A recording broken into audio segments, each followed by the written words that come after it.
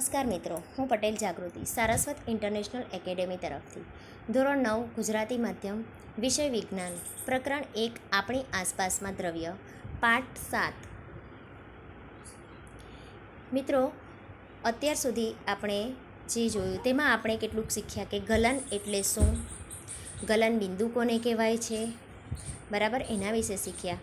અને ગલન ગુપ્ત ઉષ્મા કોને કહેવાય છે એના વિશે આપણે શીખ્યા. મિત્રો, આજે આપણે આગળનો ભાગ જોઈએ છીએ. આપણે જોયું કે 0°C એટલે કે 273 કેલ્વિન તાપમાન કહેવાય છે. તો 0°C ને આપણે કેલ્વિનમાં કેવી રીતે ફેરવતી પણ આપણે શીખ્યા કે 0°C ને કેલ્વિનમાં ફેરવવા માટે આપેલ તાપમાનમાં કેલ્વિનમાંથી સેલ્સિયસમાં ફેરવવા માટે આપેલ તાપમાનમાં આપણે જોયું કે 273 બાદ કરવામાં આવે છે, અથવા તો °C કેલ્વિનમાં ફેરવવા માટે આપેલ તાપમાનમાં 273 ઉમેરવામાં આવે છે. તો આ પ્રમાણે આપણે રૂપાંતરણ જોયું. હવે પછીનું આપણે આજે જોઈશું કે જ્યારે આપણે પાણીને ઉષ્મા ઊર્જા આપીએ છીએ ત્યારે કણો વધુ ઝડપથી ગતિ કરે છે. પાણીને આપણે જ્યારે વધારે ઉષ્મા આપીએ ત્યારે એ કણો વધારે ઝડપથી ગતિ કરે છે. એક નિશ્ચિત તાપમાન સુધી પહોંચીને કણોમાં એટલી ઊર્જા આવી જાય છે કે જેથી તે પરસ્પરના આકર્ષણ બળને તોડીને સ્વતંત્ર થઈ જાય છે. એટલે કે પાણીને આપણે ઉષ્મા ઊર્જા આપ્યા જ કરીએ તો એક નિશ્ચિત તાપમાન સુધી પહોંચે ત્યાર પછી કણોમાં એટલી બધી ઊર્જા આવી જાય કે તે પરસ્પરના આકર્ષણ બળને તોડીને સ્વતંત્ર થઈ જાય છે. અને આ તાપમાને પ્રવાહી અવસ્થાનું વાયુ અવસ્થામાં રૂપાંતર થવાનું શરૂ થઈ જાય છે. એટલે કે પાણીને વધારે પડતી એક નિશ્ચિત તાપમાને પહોંચ્યા પછી પણ ઊર્જા આપ્યા જ કરીએ તો પાણીના જે કણો છે આકર્ષણ બળથી જોડાયેલા છે, કણો આકર્ષણ બળ તોડીને સ્વતંત્ર અવસ્થામાં આવી જાય અને ત્યાર પછી પ્રવાહી અવસ્થામાંથી એનું વાયુ અવસ્થામાં રૂપાંતરણ શરૂ થઈ જાય છે.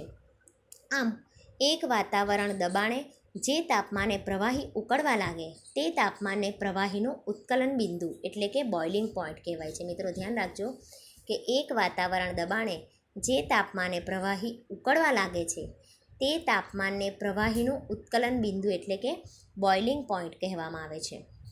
ઉત્કલન બિંદુ જથ્થાત્મક ઘટના છે. આ કેવી ઘટના છે કે જથ્થા પર આધારિત ઘટના છે.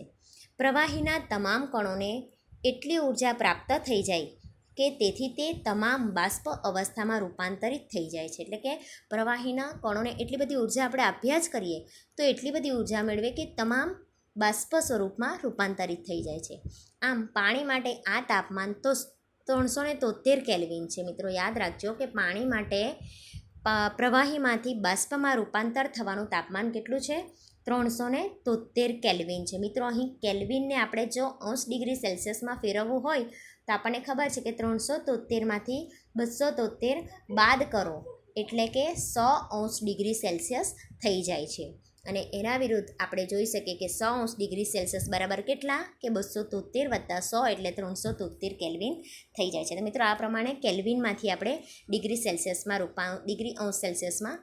રૂપાંતરણ કરી શકીએ છીએ. શું તમે બાષ્પીભવનની ગુપ્ત ઉષ્માને વ્યાખ્યાયિત કરી શકો? જે રીતે આપણે ગલન ગુપ્ત ઉષ્માને વ્યાખ્યાયિત કરેલ છે તે જ રીતે બાષ્પીભવન ગુપ્ત ઉષ્માને વ્યાખ્યાયિત કરો. કે આપણે આગલા પાઠમાં આપણે આગળના વિભાગમાં જોયું કે ગલન ગુપ્ત ઉષ્મા કોને કહેવાય તે આપણે જોયું કે ગલન ગુપ્ત ઉષ્મા, તો એના જ એવી જ રીતે આ બાષ્પીભવન ગુપ્ત ઉષ્મા, ગલન ગુપ્ત ઉષ્મા એટલે કે ઘન પદાર્થનું પ્રવાહીમાં રૂપાંતરણ થાય અને અમુક નિશ્ચિત તાપમાન પછી તાપમાનની ઊર્જા ક્યાં જાય છે એટલે કે ગલન ગુપ્ત ઉષ્મા, તે આપણે જોયું. તો તેવી જ રીતે અહીંયા બાષ્પીભવનમાં પણ પાણીનું અમુક તાપમાન પછી તાપમાન અચળ થઈ જાય અને ઊર્જા મળ્યા જ કરે એટલે કે તે ઉષ્મા ક્યાં જાય તેને બાષ્પીભવન ગુપ્ત ઉષ્મા કહેવાય. તો તે બાષ્પીભવન ગુપ્ત ઉષ્માને પણ વ્યાખ્યાયિત કરીએ કે 373 કેલ્વિન એટલે કે 100°C બરાબર. 373 કેલ્વિન એટલે કે 100°C તાપમાને પાણીની બાષ્પ એટલે કે વરાળના કણોમાં જે તાપમાને પાણીના કણો કરતાં વધુ ઊર્જા હોય છે. ખ્યાલ આવશે કે 373 કેલ્વિન તાપમાને પાણીની બાષ્પના કણોમાં એ જ તાપમાને પાણીના કણ કરતાં વધારે ઊર્જા હોય છે. શેમાં? પાણીના કણ કરતાં એના બાષ્પમાં વધારે ઊર્જા હોય છે. આવું એટલા માટે થાય છે કે વરાળના કણો એ વરાળના કણો એ બાષ્પીભવન ગુપ્ત ઉષ્માના રૂપમાં વધારાની ઉર્જા શોષી લે છે. બાષ્પીભવન ગુપ્ત ઉષ્માના રૂપમાં વધારાની ઉર્જા આ વરાળના કણો શોષી લે છે. એટલે મિત્રો ખ્યાલ આવ્યો કે બાષ્પીભવન ગુપ્ત ઉષ્મા કોને કહેવાય છે. આપણે જોયું કે ઘન અવસ્થામાંથી પ્રવાહી અવસ્થા એટલે કે ઘન અવસ્થામાં ગરમી આપતા એનું પ્રવાહી અવસ્થામાં રૂપાંતરણ થાય છે. પ્રવાહી અવસ્થાને ઉષ્મા આપતા એનું વાયુ અવસ્થામાં રૂપાંતર થાય. બરાબર, એટલે ઘનને ઉષ્મા આપતા પ્રવાહીમાં ફેરવાય, પ્રવાહીને ઉષ્મા આપતા વાયુમાં ફેરવાય. એવી જ રીતે વાયુને ઠંડો પાડીએ તો પાછો પ્રવાહીમાં ફેરવાય અને પ્રવાહીને ઠંડો પાડીએ તો પાછો ઘન અવસ્થા ધારણ કરે છે.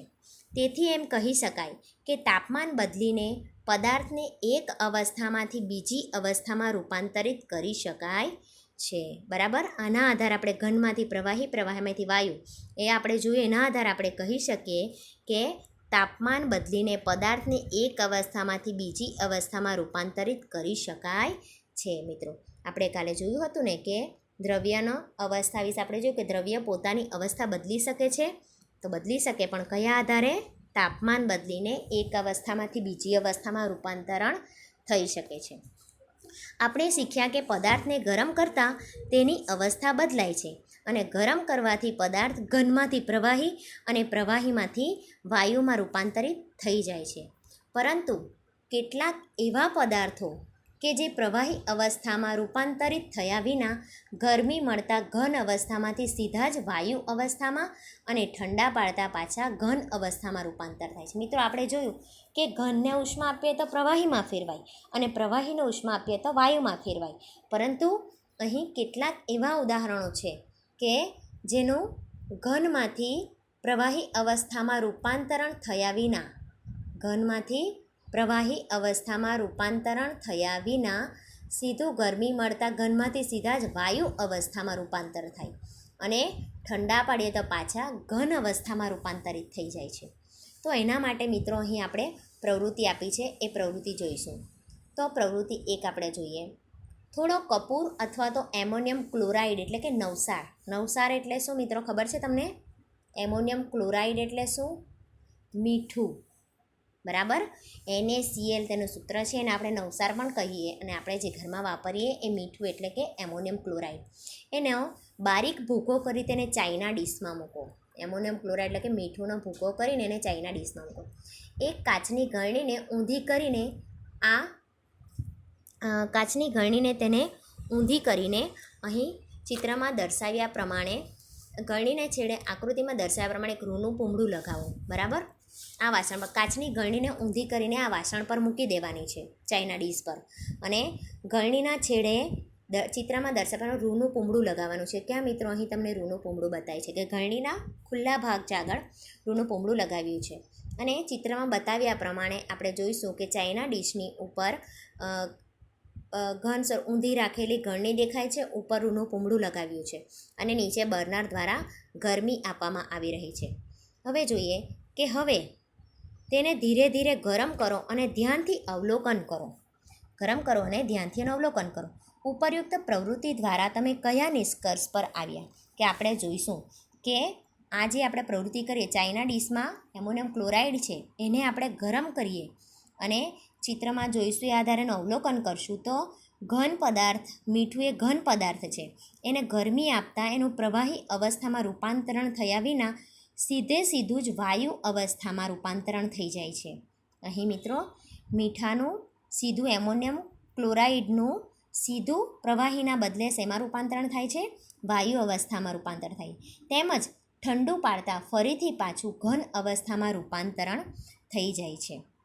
તો આના આધારે આપણે કહી શકીએ કે પ્રવાહી અવસ્થામાં રૂપાંતરિત થયા વિના ગરમ કરતાં ઘન અવસ્થામાંથી સીધું જ વાયુ અવસ્થામાં તેમજ ઠંડુ પાડતા ફરીથી પાછા ઘન અવસ્થામાં રૂપાંતરણ થવાની જે પ્રક્રિયા છે અથવા તો તેનાથી વિરુદ્ધ પ્રક્રિયા છે તેને ઉર્ધ્વપાતન કહેવામાં આવે છે. મિત્રો અહીં તમને ખ્યાલ આવશે કે ઉર્ધ્વપાતન કોને કહેવાય?